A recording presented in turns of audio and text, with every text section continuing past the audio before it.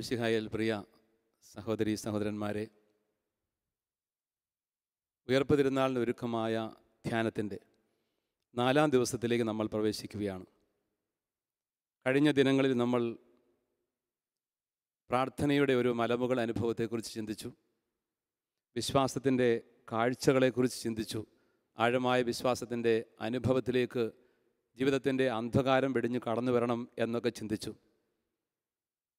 കുരിശിൻ്റെ വഴിയെക്കുറിച്ച്, സഹനത്തിൻ്റെ മഹത്വത്തെക്കുറിച്ച്, ശിഷ്യത്വത്തിൻ്റെ വഴികളിൽ കുരിശിനുള്ള പ്രാധാന്യത്തെക്കുറിച്ച്, കുരിശുമെടുത്തുകൊണ്ട് എന്നെ അനുഗമിക്കുന്നവനാണ് യഥാർത്ഥ ശിഷ്യൻ എന്ന സത്യം നമ്മൾ തിരിച്ചറിഞ്ഞു. അങ്ങനെ ക്രിസ്തു ശിഷ്യത്വത്തിൻ്റെ വഴികളിലൂടെ നമ്മൾ യാത്ര ചെയ്തു വരികയായിരുന്നു. ഇന്ന് പെസഹ വ്യാഴാഴ്ച, പെസഹായുടെ പശ്ചാത്തലത്തിൽ പരിശുദ്ധ കുർബാനയുടെ സ്ഥാപനവും പൗരോഹിത്യത്തിൻ്റെ സ്ഥാപനവും അതിൻ്റെ തുടർച്ചയായിട്ട് തിരുസഭയിൽ പരിശുദ്ധാത്മാവ് എങ്ങനെ നമ്മെ നയിക്കുന്നു എന്നൊക്കെയാണ് നമ്മൾ ചിന്തിച്ചു വരുന്നത്. പരിശുദ്ധാത്മാവിലുള്ള ജീവിതത്തെക്കുറിച്ച് ചിന്തിക്കുന്നു, സഭാത്മകമായ ഒരു ജീവിതത്തെക്കുറിച്ച്. ഈ ആഴമായ ചിന്തകളിലേക്ക് അവധാനപൂർവ്വം കടന്നു വരാൻ നമുക്ക് ആത്മാർത്ഥമായി പ്രാർത്ഥിച്ചുകൊണ്ട് ഒരുങ്ങാം. പിതാവും പുത്രനും പരിശുദ്ധാത്മാവുമായ ത്രിയേക ദൈവമേ, തിരുസന്നിധിയിൽ ഞങ്ങളെ ഓരോരുത്തരെയും സമർപ്പിക്കുന്നു. ഞങ്ങളുടെ ധ്യാനത്തിൻ്റെ അവസാന ദിനമായ ഇന്ന് സഭയെക്കുറിച്ചും പരിശുദ്ധാത്മാവിലുള്ള ജീവിതത്തെക്കുറിച്ചും ഞങ്ങൾ ചിന്തിക്കുകയാണ്, ധ്യാനിക്കുകയാണ്. മിശിഹായുടെ തുടർച്ചയായ തിരുസഭയെ നയിക്കുന്ന പരിശുദ്ധാത്മാവിനെക്കുറിച്ച്, സഭയ്ക്ക് നൽകപ്പെട്ട വലിയ ദാനമായ പരിശുദ്ധാരൂപിയെക്കുറിച്ച് ഞങ്ങൾ ധ്യാനിക്കുന്നു. ഈ ആത്മാവിൻ്റെ ചൈതന്യത്തിൽ നിറഞ്ഞുകൊണ്ട് സഭാത്മകമായി ജീവിക്കുവാൻ, പരിശുദ്ധ കുർബാനയിലും കൂദാശകളിലും തിരുവചനത്തിലും അധിഷ്ഠിതമായ ഒരു ജീവിതം നയിച്ചുകൊണ്ട് സ്നേഹത്തോടെ, സന്തോഷത്തോടെ, ആനന്ദത്തോടെ ഞങ്ങളുടെ ജീവിതം അർത്ഥപൂർണമായി നയിക്കുവാൻ ഞങ്ങളെ അനുഗ്രഹിച്ചാലും. പരിശുദ്ധാത്മാവായ ദൈവമേ, ഞങ്ങളിൽ വന്ന് നിറയണമേ. അരൂപിയുടെ ചൈതന്യത്താൽ ഞങ്ങളുടെ ഹൃദയങ്ങളെ ജ്വലിപ്പിക്കണമേ. മാമോദീസായിലൂടെ, തൈലാഭിഷേകത്തിലൂടെ ഒക്കെ ഞങ്ങൾക്ക് ലഭിച്ച പരിശുദ്ധാത്മാവിൻ്റെ വലിയ കൃപയും ചൈതന്യവും കൂടുതൽ തീക്ഷ്ണതയോടെ അനുഭവിച്ചറിഞ്ഞ് ആ കൃപയിൽ ജീവിക്കുവാൻ ഞങ്ങളെ അനുഗ്രഹിക്കണമേ. ആത്മാവിൽ നിറഞ്ഞവളായ പരിശുദ്ധ കന്യകാമറിയമേ, ഞങ്ങളുടെ അമ്മേ, ഞങ്ങൾക്ക് വേണ്ടി മാധ്യസ്ഥം പ്രാർത്ഥിക്കണമേ.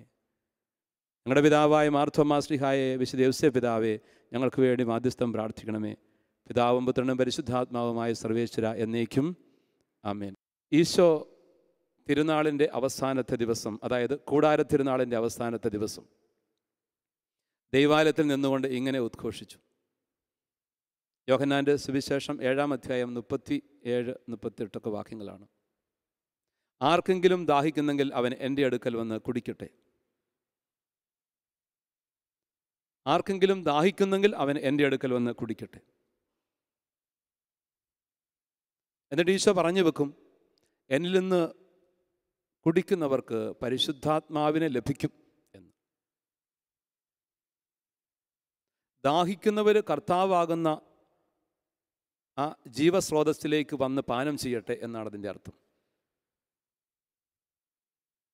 തന്നിൽ വിശ്വസിക്കാനിരിക്കുന്നവർ സ്വീകരിക്കുന്ന പരിശുദ്ധാത്മാവിനെക്കുറിച്ചാണ് അവിടെ നിന്ന് ഇത് പറയുന്നത് എന്നും വചനം ആവർത്തിച്ച് പറയും. അപ്പോൾ പരിശുദ്ധാത്മാവാണ് ഈശോ നൽകുന്ന ജീവൻ്റെ ജലം. ജീവജലമായ പരിശുദ്ധാത്മാവ് സഭയിലൂടെ അവിടുന്ന് നൽകുന്ന വലിയ കൃപയാണ് ത്രിത്വത്തിലെ 3-ാമത്തെ ആളായ പരിശുദ്ധാത്മാവായ ദൈവം.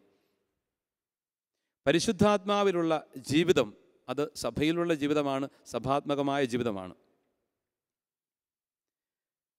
യോഹന്നാൻ്റെ സുവിശേഷം 3-ാം അധ്യായം 37-ാമത്തെ വാക്യം 38 ഒക്കെ ഈശോ മിശിഹായാകുന്ന ജീവസ്രോതസ്സിൽ നിന്ന് കുടിക്കാനുള്ള ആഹ്വാനമാണ് നമുക്ക് ലഭിക്കുന്നത്.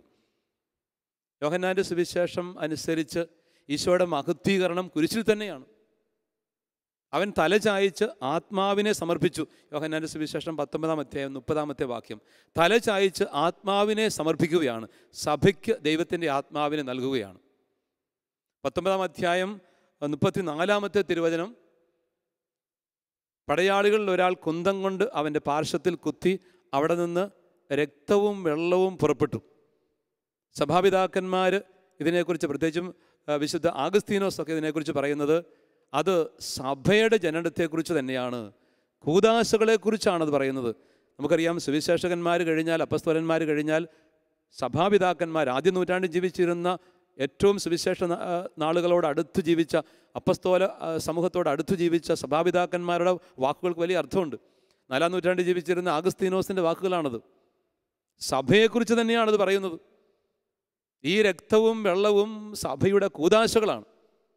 അപ്പോൾ സഭയുടെ കൂദാശകൾ, അല്ലെ സഭ തന്നെ ഈശോയുടെ പാർശ്വത്തിൽ നിന്ന് ജനിക്കുന്നു എന്നാണ് അർത്ഥം. അപ്പോൾ ഈശോയിൽ നിന്ന് കുടിക്കുക എന്ന് പറഞ്ഞാൽ സഭയിൽ പരിശുദ്ധാത്മാവിനെ സ്വീകരിക്കുക എന്ന് തന്നെയാണ് അർത്ഥം. ദാഹിക്കുന്നവൻ തൻ്റെ ആത്മാവിനെ സ്വീകരിക്കുവാൻ, മിശിഹായുടെ ആത്മാവിനെ അല്ലെങ്കിൽ പരിശുദ്ധാത്മാവിനെ സ്വീകരിക്കുവാൻ തൻ്റെ അടുക്കലേക്ക് വരട്ടെ. അഗസ്തീനോസിൻ്റെ വാക്കുകൾ ശ്രദ്ധേയമാണ്. ഈശോയുടെ കുരിശുമരണത്തെക്കുറിച്ച് പുണ്യവാൻ പറയുന്നത് ഇങ്ങനെയാണ്: While Jesus slept on the cross, a new Eve was born. While Jesus slept on the cross, a new Eve was born. Isho കുരിശിൽ ഉറങ്ങിയപ്പോൾ പുതിയ ഒരു ഹൗവ ജനിച്ചു. കുരിശിൽ ഉറങ്ങിയപ്പോൾ എന്നാണ് പിതാവ് നിരീക്ഷിക്കുന്നത്. കുരിശിലെ അവൻ്റെ മരണം ഒരു ഉറക്കമാണ്. പിതാവിൻ്റെ മടിയിലേക്ക് അവൻ ഉറങ്ങുകയാണ്. മടിയിൽ അവൻ ഉറങ്ങി ആ മടിയിൽ തന്നെ ലയിക്കുകയാണ്. അവിടെ ഒരു പുതിയ ഹൗവ ജനിക്കുന്നു. അത് സഭയാണ്. എന്നിട്ട് അഗസ്തീനോസ് തുടർന്ന് പറയും, ഒരാൾ മിശിഹായുടെ സഭയെ എത്രമാത്രം സ്നേഹിക്കുന്നുവോ അത്രയേറെ അയാൾക്ക് പരിശുദ്ധാത്മാവുണ്ട്. ഒരാൾ മിശിഹായുടെ സഭയെ എത്രമാത്രം സ്നേഹിക്കുന്നുവോ അത്രയേറെ അയാൾക്ക് പരിശുദ്ധാത്മാവുണ്ട്. എന്ന് വെച്ച് കഴിഞ്ഞാൽ മിശിഹായുടെ തുടർച്ചയാണ് സഭ. അവൻ്റെ പാർശ്വത്തിൽ നിന്നാണ് സഭ ജനിക്കുന്നത് തന്നെ. അപ്പോൾ അവൻ്റെ തുടർച്ചയായ തിരുസഭയോട് ചേർന്ന് ആണ് നമ്മൾ പരിശുദ്ധാത്മാവിനെ സ്വീകരിക്കുന്നതും സ്വീകരിക്കേണ്ടതും. മാമോദീസായിലൂടെയാണ് നമ്മൾ ആദ്യം ഔദ്യോഗികമായിട്ട് പരിശുദ്ധാത്മാവിനെ സ്വീകരിച്ചത്. ഈ പരിശുദ്ധാത്മാവിനെ നമ്മൾ സ്വീകരിച്ചത് തൈലാഭിഷേകത്തിലൂടെ, സ്ഥൈര്യലേപനത്തിലൂടെ ആത്മാവിൻ്റെ കൃപയും ശക്തിയും നമ്മൾ അനുഭവിച്ചത് കൂടുതലായിട്ട് നമ്മൾ വളർത്തിക്കൊണ്ട് വരണം. പരിശുദ്ധാത്മാവിൽ നിറഞ്ഞു ജീവിക്കുമ്പോഴാണ് ആത്മാവിൻ്റെ വരദാനങ്ങൾ അനുഭവിച്ചുകൊണ്ട് ഫലങ്ങൾ ജീവിക്കാൻ പറ്റുന്നത്. അങ്ങനെ ഒരു ജീവിതത്തിലേക്കാണ് നമ്മളൊക്കെ വിളിക്കപ്പെട്ടിരിക്കുന്നത്. അപ്പോൾ അപ്പസ്തോല പ്രവർത്തനം 1-ാം അധ്യായം 4 മുതൽ 8 വരെയുള്ള വാക്യങ്ങളിലൊക്കെ ശ്ലീഹന്മാർ ഈശോ ആവശ്യപ്പെട്ടതനുസരിച്ച് നഗരം വിട്ടുപോകാതെ പ്രാർത്ഥനയിൽ പരിശുദ്ധാത്മാവിനെ സ്വീകരിക്കാൻ വേണ്ടി കാത്തിരുന്നുവെന്നാണ്. ആത്മാവ് വരുന്നത് വരെ നിങ്ങൾ നഗരം വിട്ടു പോകരുത്, പ്രാർത്ഥനാപൂർവ്വം കാത്തിരിക്കണം എന്ന കർത്താവ് ആവശ്യപ്പെട്ടത്. അപ്പോൾ പരിശുദ്ധാത്മാവിനെ പ്രാർത്ഥനാപൂർവ്വം കാത്തിരുന്ന് ഹൃദയത്തിൽ സ്വീകരിക്കാൻ നമുക്ക് തയ്യാറാവണം. നമ്മൾ സ്വീകരിച്ചു പരിശുദ്ധാത്മാവിനെ. തീർച്ചയായിട്ടും സഭയിൽ അംഗമായപ്പോൾ മാമോദീസായുടെ പരിശുദ്ധാത്മാവിനെ സ്വീകരിച്ചു. പക്ഷേ ഈ ആത്മാവിൻ്റെ ചൈതന്യം നമ്മളിൽ നിറയണമെങ്കിൽ പ്രാർത്ഥനാപൂർവ്വം നമ്മൾ കാത്തിരിക്കണം. പ്രാർത്ഥനയിൽ, പരിശുദ്ധ കുർബാനയിൽ, കൂദാശകളിലൊക്കെ സജീവമായിട്ട് പങ്കുചേർന്നുകൊണ്ട് ഈ ആത്മാവിൽ നിറയാൻ വേണ്ടി ദാഹിക്കണം നമ്മൾ. അപ്പോഴാണ് പരിശുദ്ധാത്മാവ് നമ്മളിൽ നിറഞ്ഞ് പ്രവർത്തിക്കുന്നത്. അങ്ങനെ ഒരു കാത്തിരിപ്പും പ്രാർത്ഥനയും നമുക്ക് ആവശ്യമാണ്. അല്ലെങ്കിൽ നമ്മൾ സ്വീകരിച്ച പരിശുദ്ധാത്മാവ് നമ്മളിൽ പ്രവർത്തിക്കാനായിട്ട് നമ്മൾ അനുവദിക്കാത്ത വിധം അടച്ചുപൂട്ടപ്പെട്ടവരായി മാറും. അങ്ങനെയാണ് പലപ്പോഴും സംഭവിക്കുന്നത്. അതുകൊണ്ടാണ് നമുക്ക് തീക്ഷ്ണതയിൽ മാന്ദ്യം സംഭവിക്കുന്നത്. അതുകൊണ്ടാണ് നമുക്ക് വിശ്വാസം നഷ്ടപ്പെട്ടു പോകുന്ന അവസ്ഥയിൽ വല്ലാതെ ഇരുണ്ടു പോകുന്നത്. നമ്മൾ തളർന്നു പോകുന്നത് അതുകൊണ്ടാണ്. പ്രതിസന്ധികളെ തരണം ചെയ്യാൻ പറ്റാതെ പോകുന്നത് അതുകൊണ്ടാണ്. പരിശുദ്ധാത്മാവിൽ നിറഞ്ഞ് ജീവിക്കാൻ പറ്റാത്തത് കൊണ്ടാണ്. അതുകൊണ്ട് ആത്മാവിന് വേണ്ടി ദാഹിച്ച് പ്രാർത്ഥിക്കാൻ നമുക്ക് പറ്റണം. ആത്മാവിന് വേണ്ടി ദാഹിച്ച് പ്രാർത്ഥിക്കാൻ നമുക്ക് സാധിക്കണം. ഉൽപ്പത്തി പുസ്തകം 1-ാം അധ്യായം സൃഷ്ടിയെക്കുറിച്ച് നമ്മളെ പഠിപ്പിക്കും. എന്താ പറയുന്നത്? ദൈവത്തിൻ്റെ ആത്മാവ് ജലത്തിൻ്റെ മീതെ വ്യാപരിച്ചുകൊണ്ടിരുന്നു. ദൈവത്തിൻ്റെ ചൈതന്യം ജലത്തിൻ്റെ മീതെ വ്യാപരിച്ചുകൊണ്ടിരുന്നു. അങ്ങനെയാണ് സൃഷ്ടിയുടെ തുടക്കം എന്ന് പറയും. സൃഷ്ടി രൂപമില്ലാത്തൊരവസ്ഥയിൽ, രൂപരഹിതമായൊരവസ്ഥയിൽ നിന്നും ചിട്ടയും ക്രമവും സൃഷ്ടിയുമെല്ലാം ഉണ്ടാവുന്നത്, എല്ലാം രൂപപ്പെട്ടു വരുന്നത് ദൈവത്തിൻ്റെ ആത്മാവിൻ്റെ ചൈതന്യത്തിലാണ്. പലപ്പോഴും രൂപരഹിതമായി തീരും നമ്മൾ ദൈവത്തിൻ്റെ ആത്മാവിനെ പുറംതിരിയുമ്പോൾ. ആത്മാവിനെ സ്വീകരിക്കാൻ, ആത്മാവിൽ വളരാൻ തയ്യാറാകാത്തപ്പോൾ ഒന്നിനും ഒരു ക്രമമില്ല, ചിട്ടയില്ല, എല്ലാം താറുമാറായി കിടക്കും. ബന്ധങ്ങൾ താറുമാറാകുന്നു, കുടുംബം കുട്ടിച്ചോറാകുന്നു, താറുമാറാകുന്ന അവസ്ഥ. ഒരിടത്തും വീട്ടിൽ ചെന്ന് കഴിഞ്ഞാൽ ഒരു ഐശ്വര്യമില്ലാത്തൊരവസ്ഥ, ഒരു സന്തോഷമില്ലാത്ത അവസ്ഥ, എല്ലാം ഇങ്ങനെ തകർന്നു പോകുന്നൊരവസ്ഥ. എന്ത് കാര്യത്തിന് ഇറങ്ങിക്കഴിഞ്ഞാലും ഒരു വിജയം കിട്ടുന്നില്ല. എല്ലാം എവിടെയെങ്കിലും പോയി വഴിമുട്ടി നിൽക്കുകയാണ്. ഒരു കാര്യം നന്നായിട്ട് ചെയ്യാൻ പറ്റുന്നില്ല. ബിസിനസ് ആണെങ്കിലും പരാജയപ്പെട്ടു പോകുന്നു. നേരെ ചൊവ്വേ ഒരു കാര്യം ചെയ്യാൻ പറ്റുന്നില്ല. ഇതിൻ്റെയൊക്കെ കാരണം എന്നാ?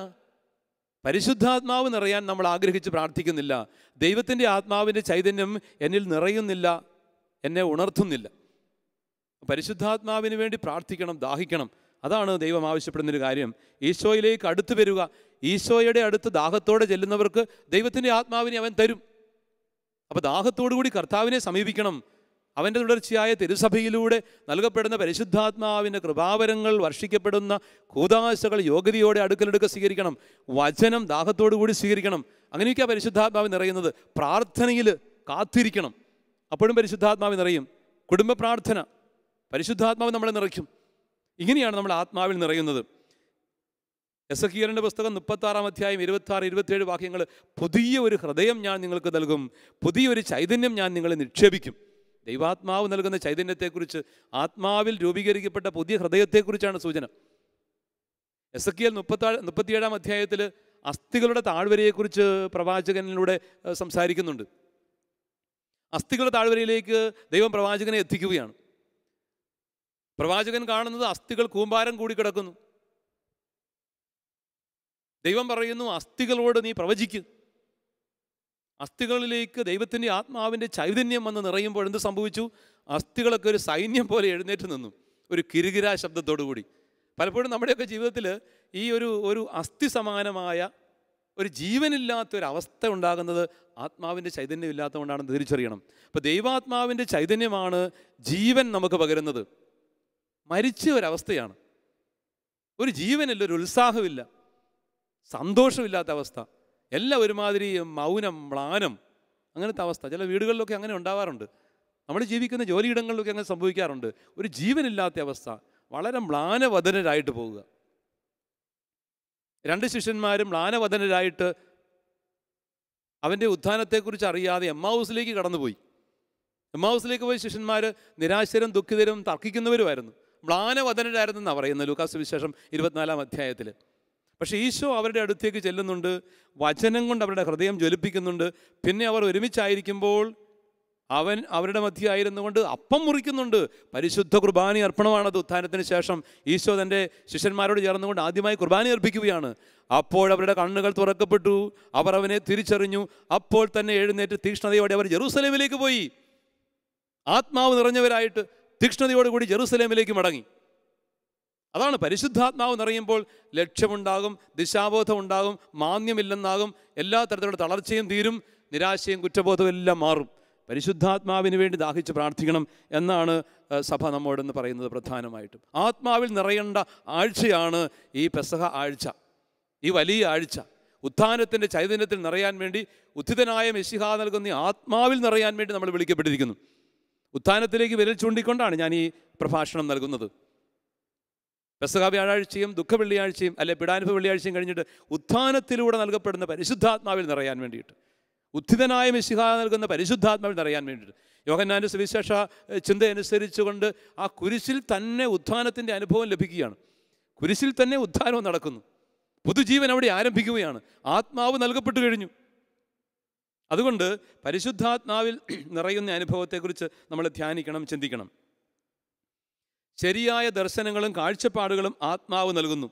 യോഹന്നാൻ്റെ സുവിശേഷം 16-ാം അധ്യായത്തിൽ 7, 8 ഒക്കെ വാക്യങ്ങളിൽ സത്യാത്മാവ് വരുമ്പോൾ സത്യത്തെക്കുറിച്ചും നീതിയെക്കുറിച്ചും ന്യായവിധിയെക്കുറിച്ചും എല്ലാം നമ്മളെ പഠിപ്പിക്കും. പാപത്തെക്കുറിച്ച് നമുക്ക് ബോധ്യം തരും. ആ ഒരു ബോധ്യത്തിൽ വളരാനായിട്ട് സാധിക്കണം. പലപ്പോഴും നമുക്ക് കാഴ്ചപ്പാടുകളില്ല, ബോധ്യങ്ങളില്ല. തെറ്റേത് ശരിയേത്, ഏതായാലും എനിക്ക് കുഴപ്പമില്ല, തെറ്റും ശരി എന്നെ ബാധിക്കുന്നില്ല എന്ന മട്ടിലൊക്കെ ജീവിക്കുന്ന ആളുകളുണ്ട്.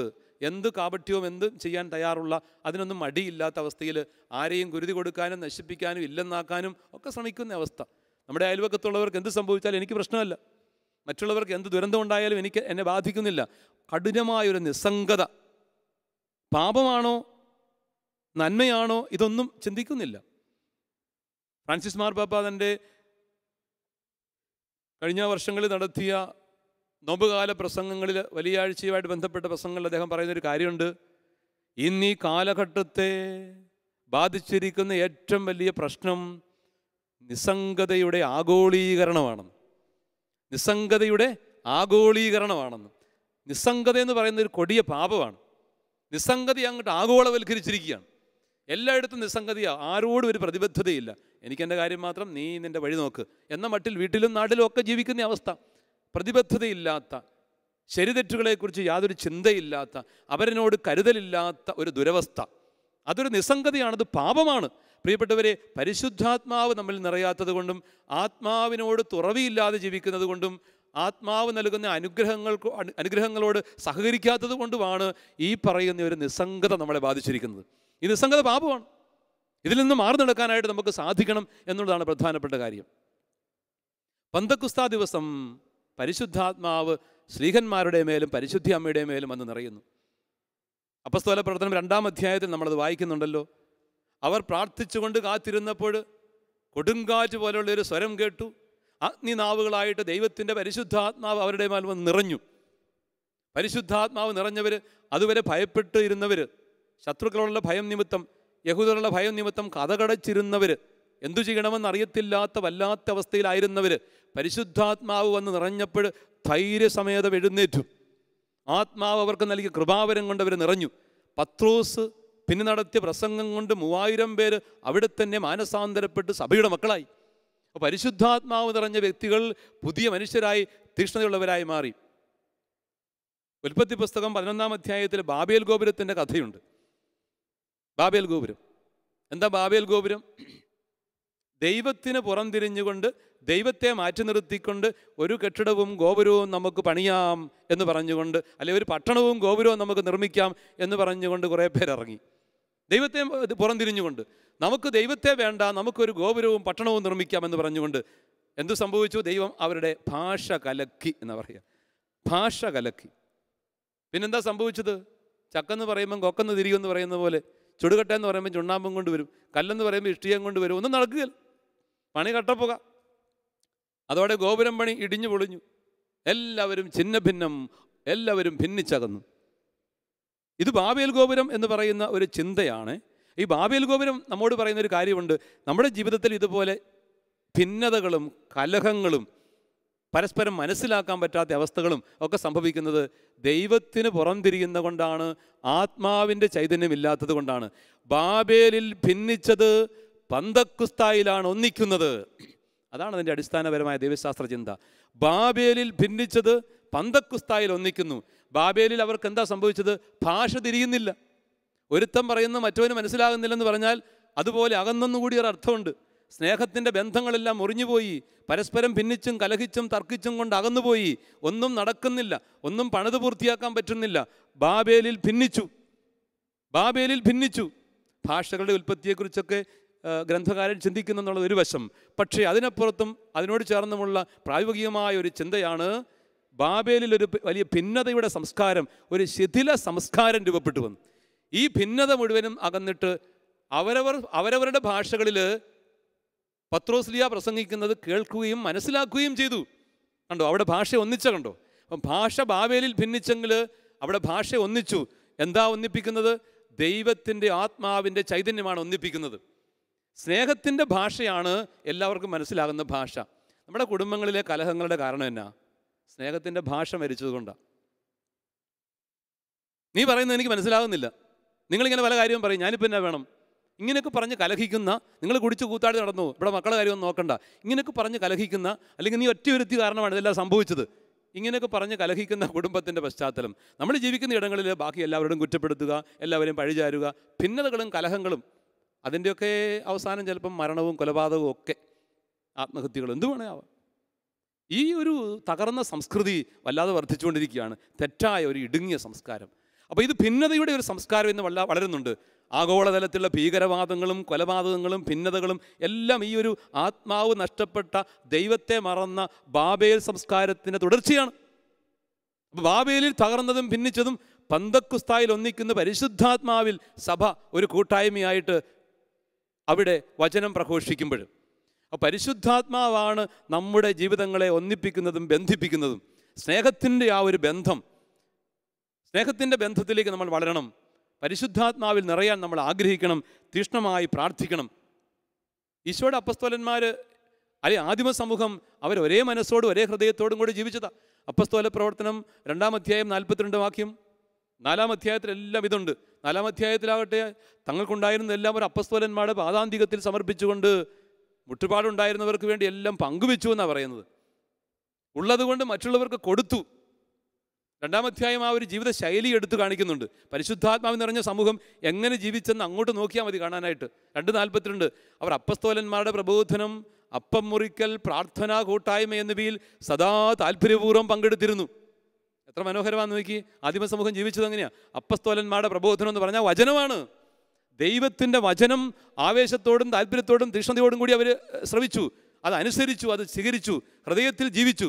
വചനം ദാഹത്തോടു കൂടി സ്വീകരിക്കണം. ദൈവവചനത്തോടുള്ള വലിയൊരു ബന്ധം ഉണ്ടാവണം. പലപ്പോഴും വായിച്ച് മറിക്കുന്ന ഒന്നല്ല. മാർപ്പാപ്പൊക്കെ പറയും മൊബൈൽ ഫോൺ പോലെ, ഈ കാലഘട്ടത്തെക്കുറിച്ച് പറയുന്നത്, നിങ്ങളുടെ മൊബൈൽ ഫോൺ പോലെ ആയിരിക്കട്ടെ വചനം എന്ന് വെച്ച് കഴിഞ്ഞാൽ എപ്പോഴും കൂടെ ഉണ്ടായിരിക്കണം. മൊബൈൽ ഇല്ലാതെ ഇറങ്ങിപ്പോലും ഇപ്പോൾ ആളുകളൊക്കെ എപ്പോഴും കൂടെ കാണും മൊബൈൽ. വചനം അതുപോലെ കൂടെ കൊണ്ടു നടക്കണമെന്നാണ് പറയുന്നത്. വചനത്തിൻ്റെ സ്വാദ് അനുഭവിക്കണമെന്നൊക്കെ മാർപ്പാപ്പ പറയും. വചനത്തിൻ്റെ സുവിശേഷത്തിൻ്റെ സ്വാദ് അനുഭവിക്കണം എന്നാണ് പറയുന്നത്. വൈദികരെ അഭിസംബോധന ചെയ്തുകൊണ്ട് ഫ്രാൻസിസ് മാർപ്പാപ്പ പറഞ്ഞൊരു കാര്യമാണ്, നിങ്ങൾ സുവിശേഷത്തിൻ്റെ സ്വാദ് അനുഭവിക്കണം. സുവിശേഷത്തിൻ്റെ സ്വാദ് നമ്മളെല്ലാം അനുഭവിക്കണം. വചനത്തിൻ്റെ സ്വാദ്, വചനത്തെ നമ്മുടെ ഹൃദയത്തിൻ്റെ ഭാഗമാക്കി മാറ്റണം. ദൈവവചനം ആവേശത്തോടെ സ്വീകരിക്കണം. അപ്പോൾ നമ്മൾ ആത്മാവിൽ നിറയുന്നു. അത് സഭയോട് ചേർന്നുകൊണ്ടാണ്. തന്നിഷ്ടം പോലെ വ്യാഖ്യാനിക്കാവുന്ന ഒന്നല്ല ദൈവത്തിൻ്റെ വചനം. സഭയ്ക്കാണ് വചനം നൽകപ്പെട്ടത്. സഭയിലൂടെയാണ് ഈ വചനം വ്യാഖ്യാനിക്കപ്പെടേണ്ടതും.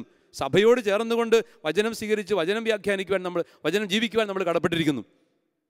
അതാണ് വേണ്ടത്. അപ്പോൾ വചനത്തോടുള്ള വലിയ ദാഹം ഉണ്ടാവണം. ഈ വലിയ ആഴ്ചയിൽ അങ്ങനെ പ്രതിജ്ഞ എടുക്കാൻ നമുക്ക് സാധിക്കണം.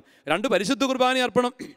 പരിശുദ്ധ കുർബാനയുടെ സ്ഥാപനത്തെക്കുറിച്ച് ചിന്തിക്കുന്ന ദിവസം കൂടിയാണ് നമ്മൾ ഇന്ന്, പെസഹ വ്യാഴാഴ്ച. പരിശുദ്ധ കുർബാന അർപ്പിച്ച ആദിമ സമൂഹത്തിൻ്റെ ചൈതന്യം, അവരുടെ ജീവിതത്തിൻ്റെ കേന്ദ്രമായിരുന്ന പരിശുദ്ധ കുർബാന. വത്തിക്കാൻ കൗൺസിൽ കുർബാനക്രമത്തെക്കുറിച്ച് പറയുന്ന ഡിക്രിയിൽ കൃത്യം പറയും, പരിശുദ്ധ കുർബാനയാകുന്ന സ്രോതസ്സിലേക്ക് സഭയുടെ എല്ലാ പ്രവർത്തനങ്ങളും തിരിഞ്ഞിരിക്കുന്നു. അവിടെ നിന്നാണ് അവരുടെ ശക്തി മുഴുവനും നിർഗളിക്കുന്നത്. ആ ഡിക്രിയുടെ 10ാമത്തെ നമ്പറാണത്. പരിശുദ്ധ കുർബാനയാകുന്ന ആ ഉന്നത സ്രോതസ്സിൽ നിന്നാണ് സഭയുടെ ശക്തി മുഴുവനും നിർഗളിക്കുന്നത്. പരിശുദ്ധാത്മാവ് നിറഞ്ഞു കവിയുന്ന പരിശുദ്ധ കുർബാനയാകുന്ന ബലിയും കൂദാശയും ജീവിതത്തിൻ്റെ കേന്ദ്രമായിട്ട് നമ്മൾ മാറ്റണം. ഈ കുർബാന അനുഭവത്തിലാണ് നമ്മൾ അടിസ്ഥാനം കണ്ടെത്തേണ്ടത്. ഒരു യൂക്കറിസ്റ്റിക് കമ്മ്യൂണിറ്റിയാണ് രൂപപ്പെട്ടു വരേണ്ടത്. പരിശുദ്ധാത്മാവ് നിറഞ്ഞ കമ്മ്യൂണിറ്റി എന്ന് പറയുന്നത് യൂക്കറിസ്റ്റിക് കമ്മ്യൂണിറ്റിയാണ്. കുർബാനയിൽ നിറഞ്ഞ കമ്മ്യൂണിറ്റി, കുർബാനയിൽ അധിഷ്ഠിതമായ കമ്മ്യൂണിറ്റി. പരിശുദ്ധ കുർബാന എന്ന മഹാദാനമാണ് സഭയുടെ എല്ലാ ശക്തിയുടെയും കേന്ദ്രം. പരിശുദ്ധ കുർബാനയുള്ള സമൂഹമാണ് തിരുസഭ. അപ്പസ്തോലികമായ പൈതൃകമുള്ള തിരുസഭയ്ക്ക് അതിൻ്റെ കേന്ദ്രസ്ഥാനത്ത് പരിശുദ്ധ കുർബാനയുണ്ട്. വചനമുണ്ട്, പരിശുദ്ധ കുർബാനയുണ്ട്, പിന്നെ കൂദാശകളുണ്ട്. അപ്പോൾ കുർബാനയിൽ കേന്ദ്രീകരിച്ചുകൊണ്ടൊരു ജീവിതം നയിക്കാൻ നമുക്ക് പ്രതിജ്ഞാബദ്ധരായി മാറാം. പിന്നത്തെ 2 ആശയങ്ങൾ എന്തൊക്കെയാണ്? ആദിമ സമൂഹത്തിൻ്റെ ജീവിതത്തിൻ്റെ പ്രാർത്ഥന കൂട്ടായ്മ എന്നിവയിൽ അവർ സദാ താല്പര്യപൂർവ്വം പങ്കെടുത്തിരുന്നു. പ്രാർത്ഥന എന്ന് പറയുന്നത് യാമപ്രാർത്ഥനകൾ തന്നെ. ഓരോ യാമങ്ങൾ അവർ പ്രാർത്ഥിക്കുവാൻ ഒരുമിച്ച് കൂടുമായിരുന്നു. നമ്മുടെ യാമപ്രാർത്ഥനകൾ റംശയും ലലിയയും സപ്രായും ഒക്കെ ഉണ്ട്. അതെല്ലാം സങ്കീർത്തനങ്ങളുടെ സമാഹാരങ്ങളാണ്. സഭയുടെ പരമ്പരാഗതമായ പ്രാർത്ഥനകളാണ്. താല്പര്യപൂർവ്വം അതൊക്കെ ചൊല്ലുക. പിന്നെ നമ്മുടെ ജപമാലയുണ്ട്, നമ്മൾ ഒരുമിച്ച് പ്രാർത്ഥിക്കുന്ന പ്രാർത്ഥന. കുടുംബ പ്രാർത്ഥന, ഒരുമിച്ചിരുന്ന് പ്രാർത്ഥിക്കണം.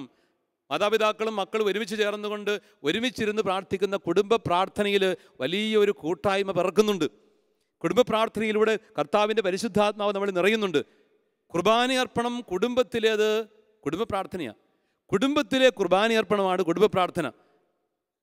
അപ്പൻ എവിടെയാണ് പോയിരിക്കുന്നത്? കുടുംബത്തെ സംരക്ഷിക്കാൻ വേണ്ടി കഷ്ടപ്പെട്ട് ജോലി ചെയ്യാന്ന് പറഞ്ഞിട്ട് കാര്യമൊന്നുമില്ല. പ്രാർത്ഥിക്കാൻ നേരത്ത് അപ്പനും അമ്മയും മക്കളും ഒരുമിച്ച് വേണം. ഒരുമിച്ച് കൈ കോർത്ത് ഇറങ്ങിയതല്ലേ ഇത്? ഒരുമിച്ച് ചേർത്ത് തുടങ്ങിയതല്ലേ ഇത്? ഇന്നു മുതൽ മരണം വരെ എന്നൊക്കെ പറഞ്ഞുകൊണ്ട് പ്രതിജ്ഞയെടുത്ത് അന്ന് ആരംഭിച്ച ആ കൗദാശിക ജീവിതത്തിൻ്റെ കൃപാവരത്തിൻ്റെ തുടക്കം എവിടെ പോയി മുറിഞ്ഞു പോയത്? എവിടെയാണ്? ഒരുമിച്ചിരുന്ന് പ്രാർത്ഥിക്കുമ്പോഴേ അത് വളർന്നു വരികയുള്ളൂ. ആ കൃപയിലാണ് കുഞ്ഞുങ്ങളും വളരേണ്ടത്. അങ്ങനെ പ്രാർത്ഥിച്ചും പങ്കുവെച്ചും ജനിപ്പിച്ച് വളർത്തുന്ന കുഞ്ഞുങ്ങൾക്ക് പരിശുദ്ധാത്മാവിൻ്റെ കൃപയിൽ വളരാൻ പറ്റും. ഒരുമിച്ച് പ്രാർത്ഥിക്കുന്ന കുടുംബമാണ് ഒരുമിച്ച് നിലനിൽക്കുന്നതും ഒരുമിച്ച് അനുഗ്രഹീതരായി തീർന്നതും. A family that prays together stays together. ഒരുമിച്ച് പ്രാർത്ഥിക്കുന്ന കുടുംബം ഒരുമിച്ച് നിലനിൽക്കും. ജാതി മത വർഗവർണ്ണ വ്യത്യാസങ്ങൾക്ക് അതീതമായി എല്ലാവരെയും സ്നേഹിക്കുന്ന, എല്ലാവരോടും കരുണ കാണിക്കുന്ന, എല്ലാവരെയും കരുതുന്ന ഒരു വിശാലമായ മനസ്സ് ഉണ്ടാവണം. അത് പ്രധാനപ്പെട്ടതാണ്. ആ മനസ്സിലാണ് പരിശുദ്ധാത്മാവ് നിറയുന്നതും പ്രവർത്തിക്കുന്നതും. അതാണ് പരിശുദ്ധാത്മാവ് നിറഞ്ഞവരുടെ സ്വഭാവം. ഒരു പുതിയ കൽപ്പന ഞാൻ നിങ്ങൾക്ക് നൽകുന്നു, ഞാൻ നിങ്ങളെ സ്നേഹിച്ചതുപോലെ നിങ്ങളും പരസ്പരം സ്നേഹിക്കുക. അപ്പോൾ അത് പരിശുദ്ധാത്മാവിൽ നിറഞ്ഞ ജീവിതമാണ് സ്നേഹത്തിൻ്റെ ജീവിതം എന്നൊക്കെ പറയുന്നത്.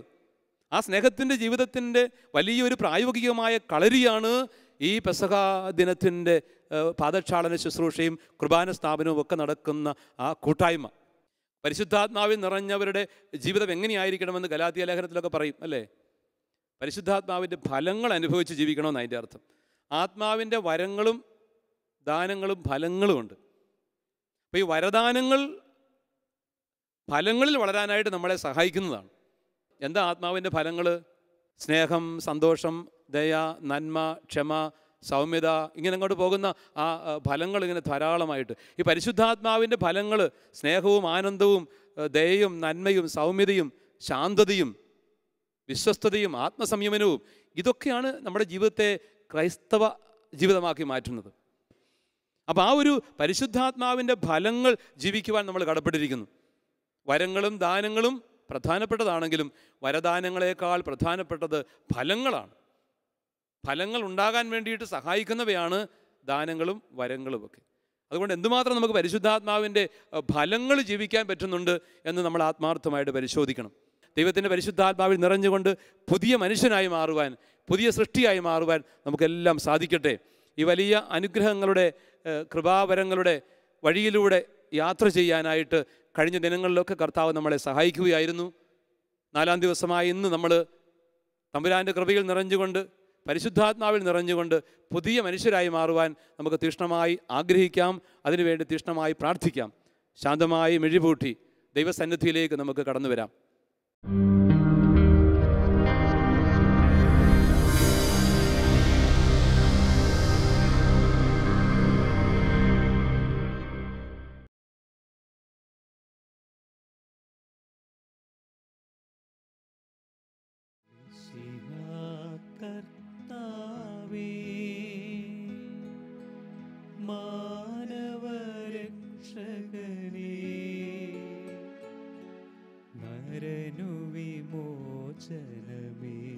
നരനുവിമോചനമേകിടുവാൻ നരനായി വന്നു പിറന്നവനെ മിശിഹാ കർത്താവേ, മാലാഖമാരൊത്തു ഞങ്ങൾ പാടിപ്പുകഴ്ത്തുന്നു നിന്നെ. മാലാഖമാരൊത്തു ഞങ്ങൾ പാടിപ്പുകഴ്ത്തുന്നു നിന്നെ. പരിശുദ്ധൻ പരിശുദ്ധൻ കർത്താവേ, നീ പരിശുദ്ധൻ പരിശുദ്ധൻ പരിശുദ്ധൻ കർത്താവേ, നീ പരിശുദ്ധൻ മിശിഹാ കർത്താവേ.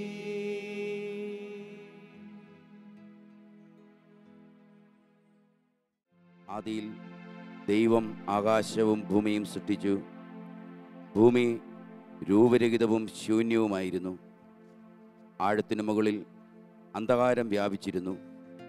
ദൈവത്തിൻ്റെ ചൈതന്യം ജലത്തിനു മീതെ ചലിച്ചുകൊണ്ടിരുന്നു. ദൈവം അരുളി ചെയ്തു, വെളിച്ചമുണ്ടാകട്ടെ. അപ്പോൾ വെളിച്ചമുണ്ടായി. വെളിച്ചം നല്ലതെന്ന് ദൈവം കണ്ടു. അവിടുന്ന് വെളിച്ചത്തെ ഇരുളിൽ നിന്ന് വേർതിരിച്ചു. നമുക്ക് പ്രാർത്ഥിക്കാം. കർത്താവേ, രൂപരഹിതവും ശൂന്യവുമായ എൻ്റെ ജീവിതത്തിലേക്ക്, താളം തെറ്റുന്ന എൻ്റെ ജീവിതത്തിലേക്ക്, ഇരുൾ മൂടുന്ന എൻ്റെ ജീവിതത്തിലേക്ക് പ്രകാശമായി അവിടുത്തെ ആത്മാവ് കടന്നു വരട്ടെ. അവിടുത്തെ വചനം എന്നിൽ നിറയട്ടെ. എൻ്റെ ജീവിതത്തിൻ്റെ ഇരുൾ മൂടിയ സാഹചര്യങ്ങളിൽ ദൈവീക പ്രകാശമായി അവിടുത്തെ ആത്മാവും വചനവും നിറയട്ടെ. നമുക്ക് പാടാം. ഓ പാവനാത്മാവേ,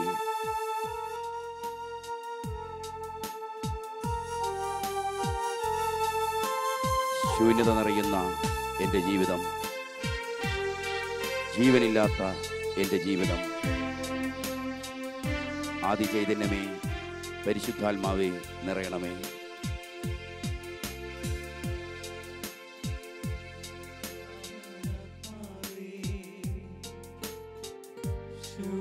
നിറയുമീ താഴ്വരയിൽ ജീവനില്ലാത്ത എൻ ജീവിതത്തിൽ വീശിടുക. വീണ്ടും ജീവനേകുക, വീണ്ടും ശക്തിയേകുക. പാവനാത്മാവേ നീ എന്നിൽ നിറഞ്ഞിടുക.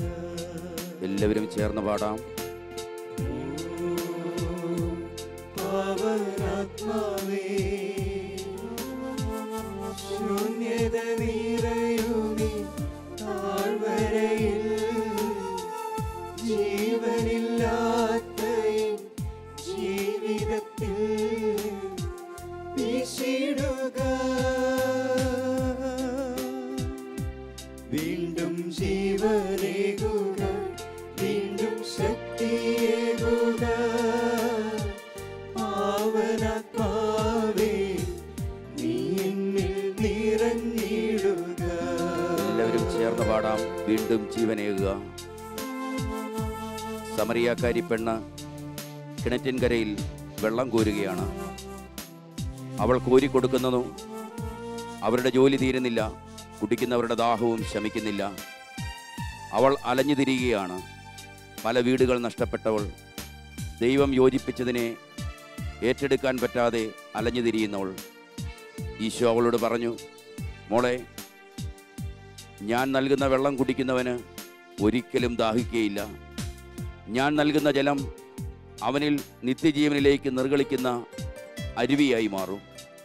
വീണ്ടും വിശുദ്ധ യോഹന്നാന്റെ സുവിശേഷം 7-ാം അധ്യായത്തിലൂടെ കർത്താവ് പറയുന്നു, ആർക്കെങ്കിലും ദാഹിക്കുന്നെങ്കിൽ അവൻ എൻ്റെ അടുക്കൽ വന്ന് കുടിക്കട്ടെ.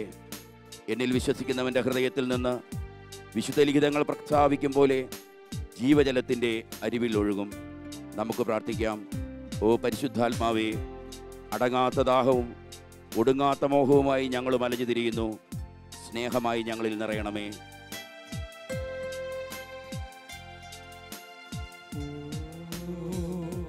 പാവനാത്മാവേ ദാഹങ്ങളേറെയുള്ള എൻ മനസ്സിൽ മോഹങ്ങളേറെയുള്ള എൻ ഹൃദയത്തിൽ ഇറങ്ങിടുക. വീണ്ടും സ്നേഹം നൽകുക, എന്റെ ദാഹം തീർക്കുക. പാവനാത്മാവേ നീ എന്നിൽ നിറഞ്ഞിടുക. എല്ലാവരും ചേർന്ന് പാടാം. പാവനാത്മാവേ ദാഹങ്ങളേറെയുള്ള എൻ മനസ്സിൽ മോഹങ്ങളേറെയുള്ള എൻ ഹൃദയത്തിൽ നിറഞ്ഞിടുക. വീണ്ടും സ്നേഹം നൽകുക, എന്റെ ദാഹം തീർക്കുക. പാവനാത്മാവേ നീ എന്നിൽ നിറഞ്ഞിടുക.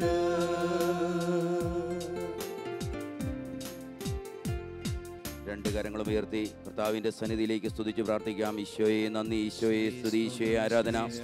രൂപരഹിതമായത് രൂപപ്പെടട്ടെ, ക്രമരഹിതമായത് ക്രമപ്പെടട്ടെ, താളം തെറ്റിയതിന് താളമുണ്ടാകട്ടെ. തകർന്നുപോയ ബന്ധങ്ങൾ ദൈവം യോജിപ്പിച്ചത് വീണ്ടും ഒന്നാകട്ടെ. ദൈവം യോജിപ്പിച്ചത് വീണ്ടും ഒന്നാകട്ടെ. ദൈവം അനുവദിക്കാത്ത ബന്ധങ്ങൾ യേശുനാമത്തിൽ മുറിഞ്ഞു പോകട്ടെ. ദൈവം അനുവദിക്കാത്ത കൂട്ടുകെട്ടുകളും ബന്ധങ്ങളും യേശുനാമത്തിൽ അകന്നു പോകട്ടെ. ദൈവം യോജിപ്പിച്ചത്, യേശുനാമത്തിൽ ഒന്നിപ്പിച്ചത്, തമ്പുരാന്റെ സന്നിധിയിൽ ഒന്നിച്ചത് എല്ലാം അതിൻ്റെ പൂർണ്ണ അവസ്ഥയിലേക്ക് പ്രവേശിക്കട്ടെ, വിശുദ്ധീകരിക്കപ്പെടട്ടെ, ശക്തിപ്പെടട്ടെ, അഭിഷേകമുണ്ടാകട്ടെ. എല്ലാവരും സ്തുതിച്ച് പ്രാർത്ഥിക്കുന്നു. നാവിൻ്റെ കെട്ടുകൾ അഴിയുന്നു. ഈശോ നാമത്തിന് മുമ്പിൽ അത്ഭുതകരമായ സൗഖ്യാനുഭവത്തിനായി പൂർണ്ണമായി വിട്ടുകൊടുത്ത് പ്രാർത്ഥിക്കുക. ഈശോയെ നന്ദി, ഈശോയെ സ്തുതി, ഈശോയെ ആരാധന. ദൈവമേ നന്ദി, ദൈവമേ സ്തുതി, ദൈവമേ ആരാധന. ഈശോയെ നന്ദി, ഈശോയെ സ്തുതി, ഈശോയെ ആരാധന. ദൈവമേ നന്ദി, ദൈവമേ സ്തുതി, ദൈവമേ ആരാധന. ഈശോയെ നന്ദി. നമുക്ക് പ്രാർത്ഥിക്കാം.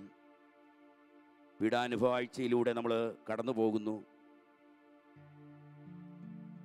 അപ്പത്തിൻ്റെ ഭവനത്തിൽ പിറന്നവൻ അപ്പമായി മാറിയത് നാം ആചരിക്കുന്നു.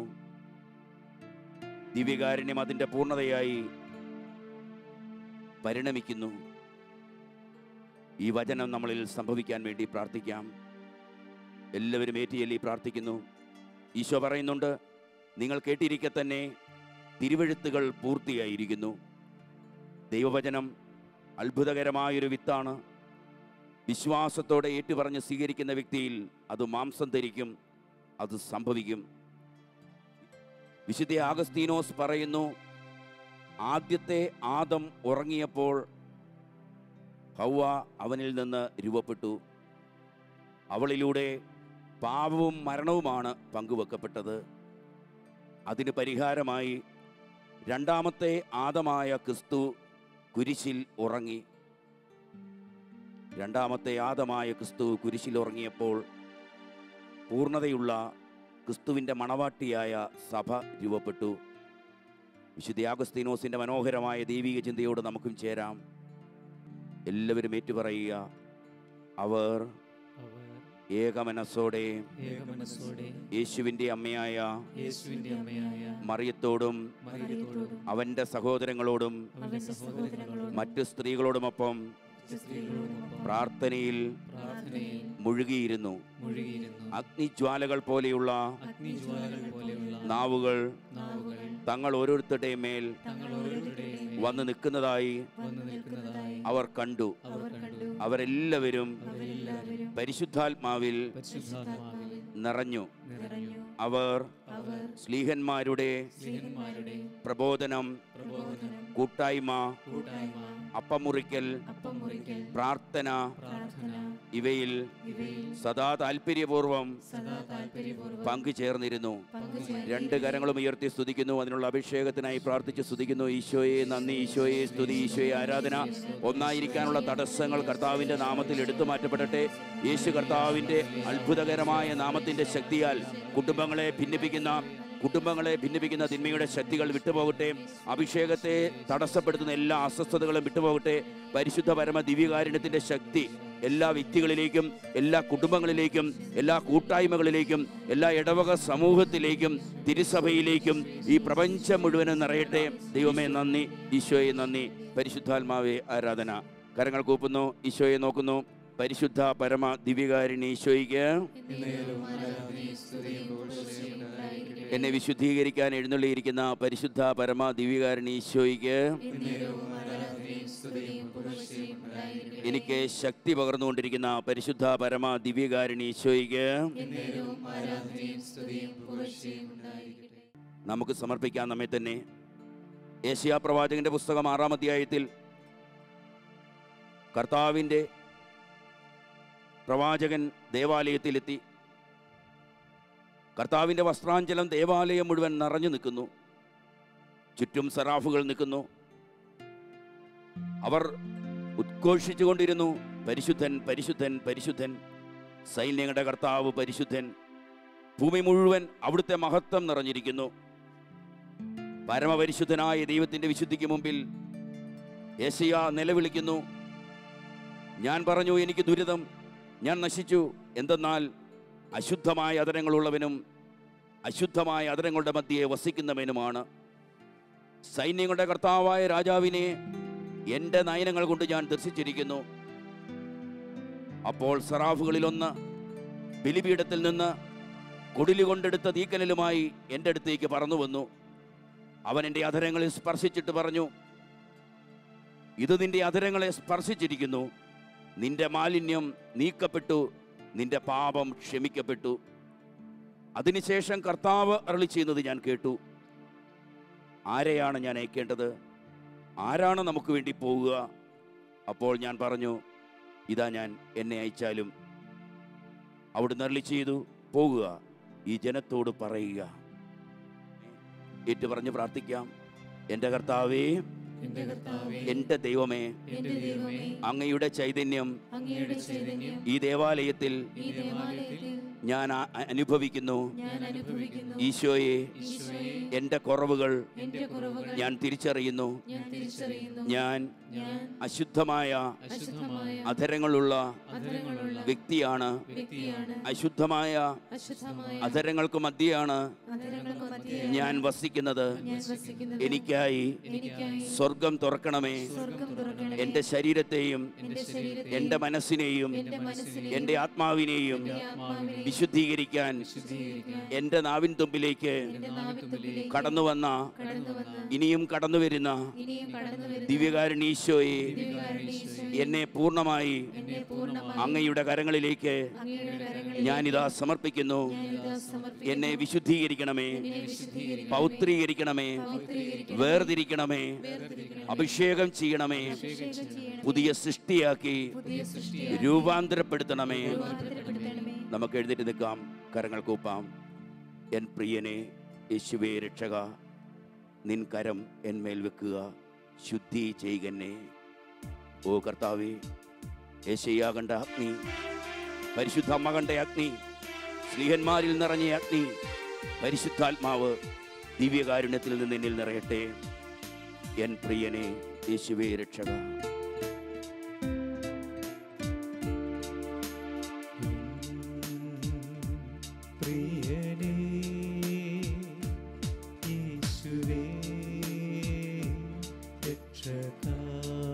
എല്ലാവരും ചേർന്ന് പാടാം.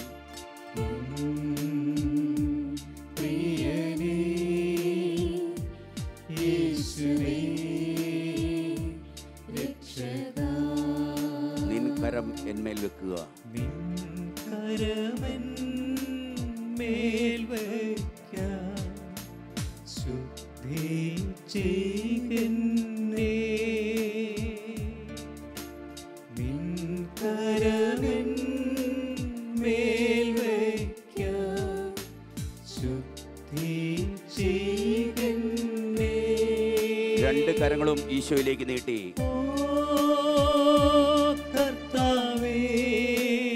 അഗ്നി അഗ്നി എന്നിൽ കത്തട്ടെ. സ്വരമുയർത്തി പാടിക്കേ. കർത്താവേ, അഗ്നി അഗ്നി എന്നിൽ കത്തട്ടെ. ഇരുകരങ്ങളും വീശി അശുദ്ധിയെല്ലാം അശുദ്ധിയെല്ലാം ചാരമാകട്ടെ. ചാരമാകട്ടെ. ഞാൻ തിളങ്ങുന്ന മുത്താകട്ടെ. എല്ലാവരും ചേർന്ന് പാടാം. അശുദ്ധിയെല്ലാം ചാരമാകട്ടെ, ഞാൻ തിളങ്ങുന്ന മുത്താകട്ടെ. രണ്ട് കരങ്ങളും കുരിശാകൃതിയിൽ നെഞ്ചോട് ചേർത്ത് വെക്കുന്നു. വിശുദ്ധ ലൂക്കായുടെ സുവിശേഷത്തിൽ 1-ാം അധ്യായത്തിൽ പരിശുദ്ധ അമ്മ പ്രാർത്ഥിക്കുന്നു. അവിടുന്ന് ഹൃദയവിചാരത്തിൽ അഹങ്കരിക്കുന്നവരെ ചിതറിച്ചു, താഴ്മയുള്ളവരെ ഉയർത്തുന്നു. എൻ്റെ ഹൃദയം, എൻ്റെ ചിന്തകൾ, എൻ്റെ ഇഷ്ടങ്ങൾ ദൈവമേ അങ്ങ് ആഗ്രഹിച്ചതും അനുവദിച്ചതുമാണോ? ഞാനിതാ സമർപ്പിക്കുന്നു. എന്നെ വിശുദ്ധീകരിക്കണം. എൻ ഹൃദയം, ചിന്തകൾ, ഇഷ്ടങ്ങൾ, എല്ലാവരും ചേർന്ന് പാടാം. എൻ ഹൃദയം, ചിന്തകൾ, ഇഷ്ടങ്ങൾ വെണ്മയായി തീരട്ടെ. വെണ്മയായി തീരട്ടെ.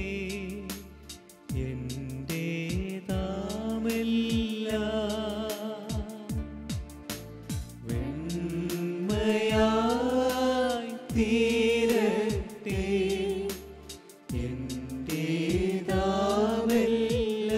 ഈശോയിലേക്ക് കരങ്ങൾ നീട്ടി എല്ലാവരും.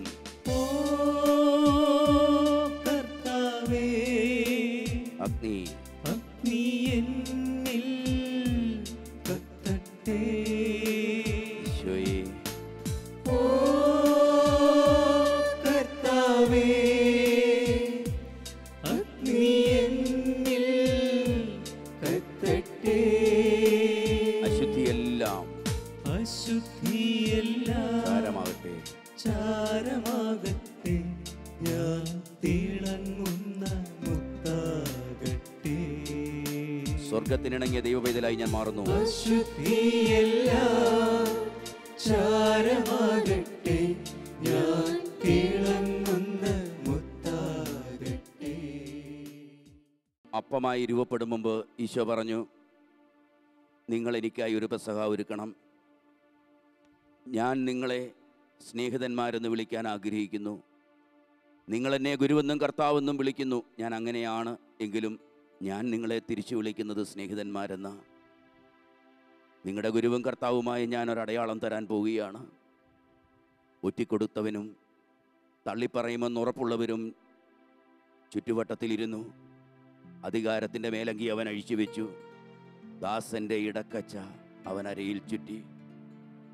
കർത്താവ് പറഞ്ഞു, ഞാൻ ചെയ്തതുപോലെ നിങ്ങളും ചെയ്യുവിൻ. Do it in memory of me. രണ്ട് കാര്യങ്ങളാണ് കർത്താവ് പറഞ്ഞത്. ഒന്ന്, ക്രിസ്തീയ ജീവിതം ഒരു പാദക്ഷാളനമാണ്. രണ്ട്, ആ പാദക്ഷാളനം നിനക്ക് നിർവഹിക്കണമെന്നുണ്ടെങ്കിൽ എൻ്റെ ശരീരം നീ ഭക്ഷിക്കണം, എൻ്റെ രക്തം നീ പാനം ചെയ്യണം. അതെൻ്റെ ശരീരമായ സഭയിൽ നിന്ന് മാത്രമാണ് ലഭിക്കുക. അതേ വിശുദ്ധ അഗസ്തീനോസ് അതുകൊണ്ടാണ് വീണ്ടും പഠിപ്പിക്കുന്നത്, പൂർണ്ണമായ പരിശുദ്ധാത്മാ അഭിഷേകത്തിലേക്ക് പ്രവേശിക്കുവാൻ അവൻ്റെ തിരുശരീര രക്തങ്ങൾ പങ്കുവെക്കപ്പെടുന്ന ബലിപീഠത്തോട് ചേർന്ന് നിൽക്കുക. അതുകൊണ്ടാണ് സഭാപിതാവായ മാർ അപ്രയം പഠിപ്പിച്ചത്, അടുക്കളയിൽ തീ കൂട്ടും മുമ്പ് അൾത്താരയിൽ നിന്ന് നീ തീ കൊണ്ടുവരണം. അതെ കർത്താവേ, ശുശ്രൂഷ ജീവിതത്തിൽ എന്നെ ശക്തിപ്പെടുത്തണം. ഞാൻ അയക്കപ്പെടുന്ന മേഖലകളിൽ നിനക്ക് സാക്ഷിയായി മാറുവാൻ എന്നെ അഭിഷേകം ചെയ്യണം. എൻ്റെ ഭവനത്തിൽ ഞാനിതാ അയക്കപ്പെടുന്നു. എൻ്റെ പ്രവർത്തന വേദികളിൽ ഞാനിതാ അയക്കപ്പെടുന്നു. എൻ്റെ പൊതുസമൂഹത്തിൻ്റെ മണ്ഡലങ്ങളിലേക്ക് ഞാൻ അയക്കപ്പെടുന്നു. എൻ്റെ ഇടവക സമൂഹത്തിലേക്ക് ഞാൻ അയക്കപ്പെടുന്നു. യെശയ്യായെ പോലെ സർവാംഗം ശുദ്ധിയുള്ളവനായി മാറി അയക്കപ്പെടാനുള്ള കൃപ തന്ന് എന്നെ അനുഗ്രഹിക്കണമേ. രണ്ട് കരങ്ങളും നെഞ്ചോട് ചേർത്ത് വെച്ച് കണ്ണുകളടയ്ക്കാം. കർത്താവ് നമ്മുടെ പാദം കഴുകാൻ വേണ്ടി വരുന്നു. നമുക്കും ഒരു പാദക്ഷാളനമായി നമ്മുടെ ജീവിതത്തെ മാറ്റാം. പരിശുദ്ധ ഫ്രാൻസിസ് മാർപ്പാപ്പായെ പോലെ യുദ്ധഭൂമിയിലെ ആതുരാലയമായ സഭയിൽ മുറിവേറ്റവരുടെ എല്ലാം കാലുകൾ കഴുകി ചുംബിക്കുന്ന കർത്താവിൻ്റെ ശ്രേഷ്ഠമായ ശുശ്രൂഷാ ജീവിതത്തിലേക്ക് നമുക്ക് പ്രവേശിക്കാം. മുട്ടുബന്ധിക്കാം കർത്താവിൻ്റെ ആശീർവാദത്തിനായി, സ്വർഗീയ ആശീർവാദത്തിനായി.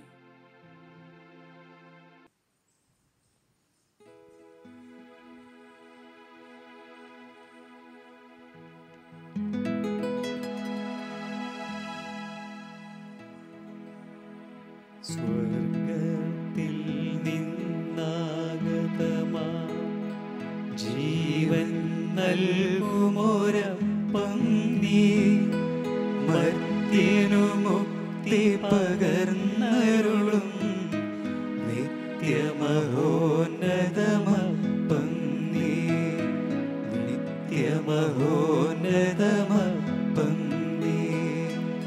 മാനവരെ മോദമോടെ നാഥനെ വാഴ്ത്തി പാടിടുവിൻ, ദൈവത്തിൻ പരിപാവനമാ സന്നിധി ചേർന്നു വണങ്ങിടുവിൻ, സന്നിധി ചേർന്നു വണങ്ങിടുവിൻ.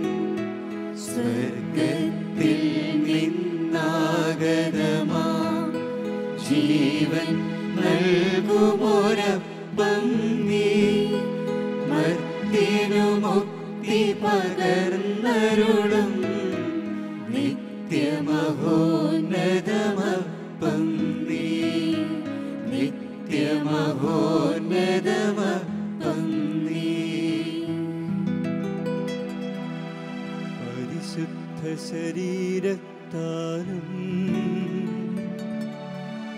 വിലയേറിയ രക്തത്താലും പാപത്തിൻ കറകളിൽ നിന്നും മർത്യനു മോചനമേകി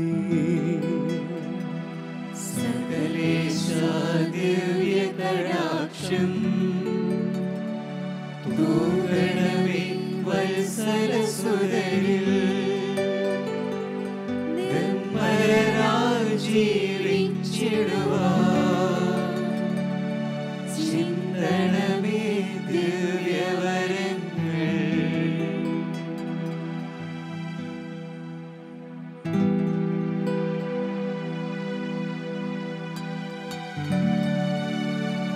പരിശുദ്ധ പരമ ദിവ്യകാരുണ്യത്തിന് എന്നേരവും ആരാധനയും സ്തുതിയും പുകഴ്ചയും ഉണ്ടായിരിക്കട്ടെ.